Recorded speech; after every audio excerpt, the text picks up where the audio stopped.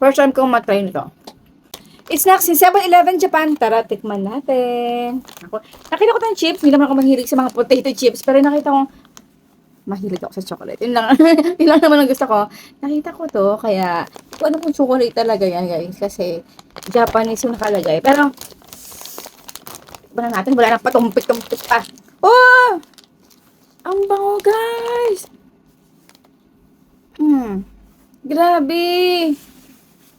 Maganda talaga to kapag malamig kasi matutunaw to kapag tag-init.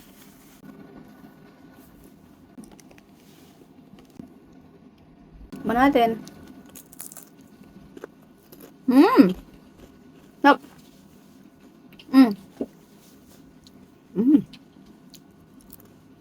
Nako.